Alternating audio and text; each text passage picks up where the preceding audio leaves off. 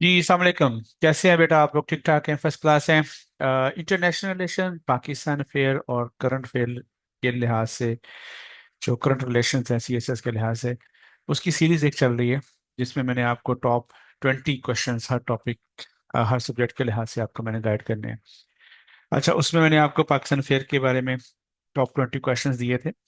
और उससे पिछली वीडियो मैंने आपको थोड़ा सा ये गाइडलाइन प्रोवाइड की थी कि आपने एमपीटी का टेस्ट तो दे दिया हुआ है। अब सीएसएस 2025 के लिए आपने जो अपीयर होना है तो उसके लिए क्या स्ट्रेटजी आपकी होनी चाहिए, तो उस पर भी मैंने वीडियो बना दी थी। अब तीसरी वीडियो है, that is related to the current affair. Top 20 questions, जो बेहतरीन किस्म के क्वेश्चंस हैं, जो अपकमिंग एग्जामिनेशन के अंदर इंपॉर्टेंस रखते हैं, जिसको मैं प्रिपरेशन भी करवा रहा हूँ यहाँ नवाज इंस्टीट्यूट ऑफ स्किल्स, कलमा चौक लाहौर में, और साथ में मैं इसकी प्रिपरेशन करवा रहा हूँ फैसलाबाद के अंदर भी, सैटरडे संडे। और बाकी रिमेनिंग जो डेज होते हैं इधर लाहौर में होता हूँ, अल्हम्दुलिल्लाह, अल्लाह का शुक्र है। And what will be the most important questions, कौन कौन से हैं जिसको आपने उन क्वेश्चंस को फोकस करना है।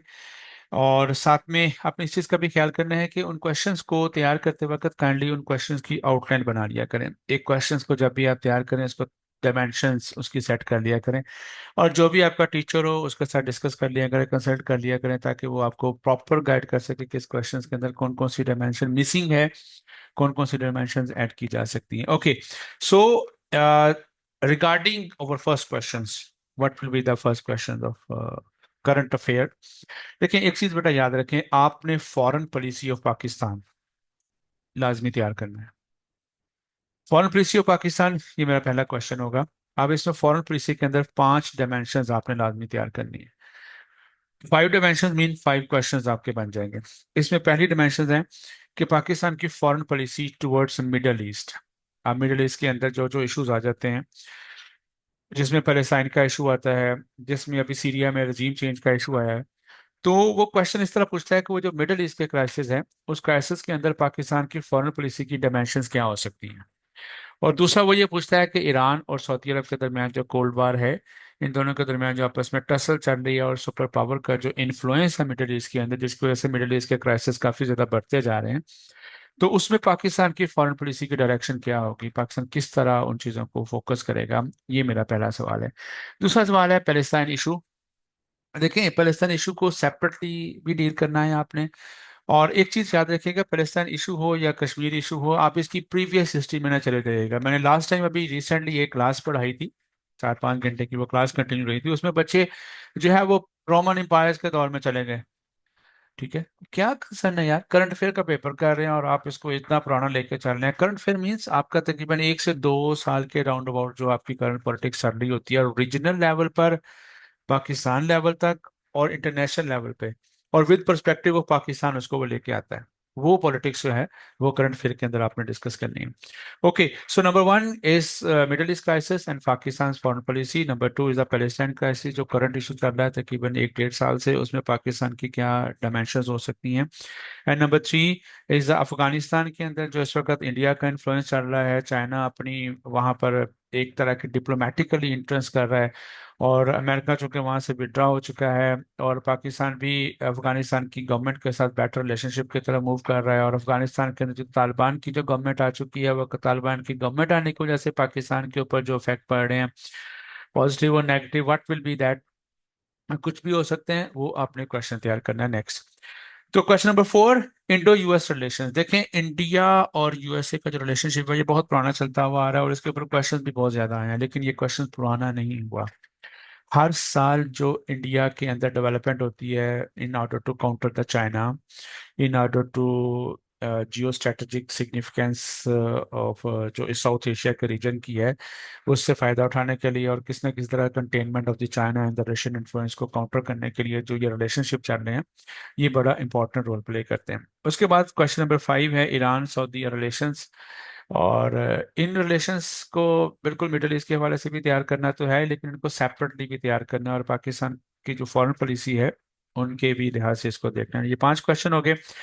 छठा क्वेश्चन है जो कि बड़ा ही इंपॉर्टेंट है बेटा, जिसको मैंने अभी रिसेंटली करवाया, 6 question, one of the most important question in the current affair, that is new world order.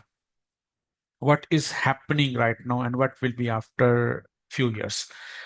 उसमें है चाइना राइस, चाइना ने आपको पता है 3 डेवलपमेंट इनिशिएटिव दिए हैं। एक global development initiative, global civilisation initiative and global defence initiative. China and Russia का जो अलायंस है, दैट इज, चाइना और रशिया का जो अलायंस है वो इस वक्त जो है न्यू वर्ल्ड ऑर्डर को, नया जो एग्जिस्टिंग ऑर्डर है उसको चैलेंज करने जा रहे हैं। कर रहे हैं या नहीं कर रहे, और इस चैलेंज, इस जो अलायंसेस हैं उसकी वीकनेस क्या है, उसके लिए थ्रेट्स क्या हैं, कॉन्सिक्वेंसेस क्या हो सकते हैं, चैलेंजेस क्या हो सकते हैं, उसके वेरियस एस्पेक्ट्स क्या हैं, उसके आउटकम क्या हैं, और जो already existing new world order है जिसको वेस्ट का सिस्टम, कैपिटलिज्म और डेमोक्रेसी जो लीड कर रहा है, उसको किस तरह ये चैलेंज कर रहा है, किस तरह काउंटर कर रहा है, और वो जो ऑलरेडी एग्जिस्टिंग एक सिस्टम है वो किस तरह इस आने वाले एक सिस्टम को किस तरह वो चैलेंज करेगा। ये मेरा क्वेश्चन नंबर 6 हो जाएगा। Okay, moving to the question number 7, that is the role of OIC, Gulf Cooperation, Gulf Countries Cooperation, or Arab League, and the Muslim Ummah to resolve the Palestine issues and to curtail the hegemonic role of the Israel. Fail हो चुके हैं, या वो क्या strategy बना सकते हैं, या वो किस डायरेक्शन में वो जा सकते हैं, क्या सजेशंस, क्या रिकमेंडेशंस इन ऑर्गेनाइजेशंस को बिल्डअप करने में आप दे सकते हैं, वो सवाल मेरा 7 है। Number 8 question, that is political and economic challenges of Pakistan, possible solutions, recommendations, Pakistan dilemma of a failure state। देखें, एक लास्ट टाइम एक क्वेश्चन आया था कि पाकिस्तान में तमाम तरह के सिस्टम अप्लाई हो चुके हैं, उसमें डेमोक्रेसी भी है और उसमें डिक्टेटरशिप भी हमने किया है, उसमें पार्लियामेंट्री भी किया है, उसमें प्रेसिडेंशियल भी किया है, तो कोई भी सिस्टम जो है पाकिस्तान के अंदर स्टेबिलिटी लाने में कामयाब नहीं हो रहा, जो लॉन्ग टर्म कंसिस्टेंसी हो, जैसे चाइना में है, तो ये बुर्तगान की वजह से, टर्की में है, जैसे अमेरिका में है, ब्रिटिश में है, या सो कॉल्ड इंडिया में है, जिसमें आज तक जो है एक ही दफा मार्शल नहीं लगा और वो कंसिस्टेंटली चलता हुआ जा रहा है, जिसकी वजह से उसकी काफी मेच्योर डेमोक्रेसी हो चुकी है, but it is failed in Pakistan. तो ये क्वेश्चन मेरा नंबर 8 है। Question number 9, that is the Shanghai Cooperation Organisation, जिसको हम SCO कहते हैं, सार्क, ECO और UNO। ये 4 ऑर्गेनाइजेशन है बेसिकली। इनको मैं एक ही क्वेश्चन में इस तरह कंटेन कर रहा हूँ, कंटेन सॉरी कह रहा हूँ, इनको मैं इस तरह लेकर चल रहा हूँ क्योंकि ये ऑर्गेनाइजेशन मैंने पाकिस्तान अफेयर में भी बताई थी, इसलिए Pakistan affair, international relation, current affair, comparatively इनको साथ लेके आपने चलना है। लेकिन अगेन बेटा याद रखिएगा, current affair, current affair, don't focus on your history, past पे, पास्ट डायमेंशन, उसकी इंफ्रास्ट्रक्चर, उसका फलाना फलाना फलाना, जो बड़ा एक लंबा सा एक सिलेबस बना के टीचर्स अक्सर शो करते होते हैं अपने लेक्चर्स को प्रोलॉन्ग करने की, उसकी जरूरत नहीं है बेटा। करंट फिल्म में ये बताएं कि करंटली कौन का समिट हुआ है, कौन सा उसके अंदर डिसीजन लिए गए हैं, क्या किस किस कंट्री का क्या क्या पर्सपेक्टिव है, और किस किस कंट्री की क्या क्या सजेशंस है, क्या इंप्रूवमेंट है, किस डायरेक्शन की तरफ वो लेके जा रहे हैं उस ऑर्गेनाइजेशंस को, उस ऑर्गेनाइजेशंस के सक्सेसेस क्या हैं, फेलियर्स क्या हैं, सजेशंस क्या आप दे सकते हैं, अचीवमेंट्स क्या हैं, ये तमाम चीजें आपने उसको लेके चले। बट करंट अफेयर में बार बार ये कहता हूँ, current affair means current affair. And next one, US China politics in the south Asia, its Indo-Pacific strategies of both the countries and alliances and counter alliances। दोनों मुल्क जो इंडो पैसिफिक के अंदर और मिडल ईस्ट के अंदर जो उनकी स्ट्रेटजी बना रहे हैं, अलायंसेस बिल्डअप कर रहे हैं और उन अलायंसेस को काउंटर जो कर रहे हैं, वो इसके अंदर मेरा क्वेश्चन नंबर, दैट इज 10। और अब मैं क्वेश्चन नंबर 11 की तरफ आ गया हूं कि Pakistan relation with China, USA and Afghanistan. देखिए ये लाजमी है, इनको भी मैं एक क्वेश्चन में, रिलेशनशिप का एक पोर्शन है, उस रिलेशनशिप के पोर्शन के अंदर तो बहुत सारे ताल्लुकात हैं, लेकिन इनको लाजमी आपने देखना है। उसकी वजह यह है कि जब ये आप क्वेश्चन तैयार करेंगे तो ऊपर जितने भी क्वेश्चन मैंने ऊपर डिस्कस किए हैं वो कहीं ना कहीं 30-40% वो क्वेश्चन भी कवर हो जाएंगे जब हम इनको करेंगे। अच्छा, इनमें भी आपने प्लीज इस तरह लॉन्ग हिस्ट्री में जरूर जाएं, एक अवेयरनेस थोड़ी बहुत ही रखें कि व्हाट वाज हैपेंड, लेकिन हम अगर वो करंट सिनेरियो में पूछ रहा है तो उसको करंट सिनेरियो के हवाले से डिस्कस करना है आपने। Okay, moving to the question number 12. That is also most important questions, क्योंकि इस वक्त जिस तरह की वर्ल्ड पॉलिटिक्स चल रही है पिछले साल 2 सालों में, 2-3 सालों में, उस वर्ल्ड पॉलिटिक्स के अंदर दो वर्ल्ड के जो ऑलरेडी एग्जिस्टिंग सिस्टम है ना, जैसे दैट इज लिबरलिज्म, डेमोक्रेसी और कैपिटलिज्म, इन तीनों सिस्टम के अंदर जो है वो दरारें आ चुकी हैं, और जिन जिन मुल्कों के अंदर ये सिस्टम एप्लीकेबल है वो मुल्क भी फेल हो रहे हैं और वहां पर ये सिस्टम जो है फोर्सफुली इंप्लीमेंट किया जा रहा है। तो ये एक फेलियर है इस सिस्टम की। तो और इस सिस्टम को काउंटर करने के लिए चाइना और उसका जो अलायंसेज है वो आगे बढ़ रहे हैं, और उनको अपॉर्चुनिटीज भी मिल रही हैं, क्योंकि बहुत सारे डेवलपिंग कंट्रीज जो किसी न किसी शक्ल में 300-400 साल में इन्हीं सुपर पावर के हाथों विक्टिमाइज हुए हुए थे, अब उनको एक अपॉर्चुनिटी मिल चुकी है कि चाइना की शक्ल में वो उसको आगे बढ़ने के लिए रास्ता प्रोवाइड कर रहे हैं। तो ये मेरा क्वेश्चन नंबर जो 12 है, that is liberalism democracy is failing in the world, causes, consequences and the future aspects. And the question number 13, question number 13 में नेशनल डिसइंटीग्रेशन पाकिस्तान की, और clash of institutions and their failures. Pakistan के अंदर election commission का clash आपने देखा, अभी recently Pakistan के अंदर इलेक्शन हुए, और साथ में लॉ एंड ऑर्डर सिचुएशन जो पाकिस्तान में चल रही है वो, और पाकिस्तान के अंदर जो एक तरह का फेलियर चल रहा है इंस्टीट्यूशंस का, करप्शन जिसकी वजह से हाई हो रही है, और पाकिस्तान का balance of payment down direction में जा रहा है, और पाकिस्तान आईएमएफ से कर्जे की शक्ल में आगे बढ़ रहा है, नॉन बर्डन बढ़ चुका है, और पाकिस्तान के अंदर एक इकोनॉमी जो है instead to be going to be the high while taking all these economic aid from the Western countries, the Pakistan's economy is going to be a decline day by day. And so what's the reason behind that? 12 and number 13 beta, that is the environmental degradations, agreements, treaties, protocols, उनके failures, और जो भी उनके upcoming threats हैं और उनके solutions या recommendations, वो आपने तैयार करनी है। प्लीज यहाँ पर मैं आपको एक बात बताता चलो, मैं बार बार कहता हूँ, अथेंटिकेटेड सोर्स से पढ़ना है बस। Don't take those books which are just internet से अंदर कट कॉपी पेस्ट करके डाली हुई। मैंने आपको इसके ऊपर भी दोबारा एक और लेक्चर देना है। पहले मैंने इंटरनेशनल रिलेशन के अंदर भी आपको बकायदा एक वीडियो बना के दी हुई है कि आपने कौन कौन सी बुक्स पढ़नी है, कौन सी नहीं पढ़नी। इसी तरह मैं करंट अफेयर के बारे में भी आपको एक अगली वीडियो बनाऊंगा, उस वीडियो के अंदर मैं बताऊंगा कि क्या क्या आपके सोर्स ऑफ इंफॉर्मेशन है, और क्या क्या आपने करंट अफेयर के अंदर, पाकिस्तान अफेयर के अंदर, इंटरनेशनल रिलेशन के अंदर एक ही पेपर को आपने कैसे लेकर चलना है। वो मेरा अगला क्वेश्चन होगा, वो मेरी अगली वीडियो होगी इंशाल्लाह।